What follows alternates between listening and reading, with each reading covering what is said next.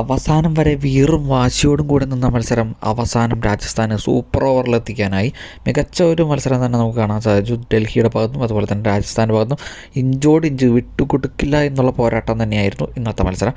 ആദ്യമായിട്ട് ഇറങ്ങിയ ഡൽഹി 188 റൺസാണ് 20 ഓവറിൽ സ്വന്തമാക്കാനായത്. അവർക്ക് വേണ്ടി അഭിഷേക് 49, അതുപോലെ തന്നെ രാഹുൽ 38, അക്ഷർ 34 റൺസാണ് സ്വന്തമാക്കിയത്. അങ്ങനെ 188 റൺസാണ് 20 ഓവറിൽ ഡൽഹിക്ക് സ്വന്തമാക്കാനായത്. പക്ഷേ മറുപടി ബാറ്റ് ഇറങ്ങിയ രാജസ്ഥാന് അവരുടെ ഓപ്പണിംഗ് നല്ല രീതിയിൽ തന്നെ കളിക്കുന്ന കാഴ്ചയാണ് കണ്ടത്. ജയ്സ്വാളും അതുപോലെ തന്നെ സഞ്ജു സാംസണും. ജയ്സ്വാൾ 37 ബോളിൽ 51 റൺസും സഞ്ജു സാംസൺ 19 ബോളിൽ 31 റൺസും സ്വന്തമാക്കി. നല്ലൊരു ഓപ്പണിംഗ് കൂട്ടുകെട്ട് കെട്ടിപ്പടുക്കാൻ അവർക്കായി. പിന്നീട് വന്ന് നിതീഷ് റാണ അതുപോലെ തന്നെ ഹിറ്റ്മെയർ എല്ലാവരും നല്ല രീതിയിൽ തന്നെ കളിച്ചു.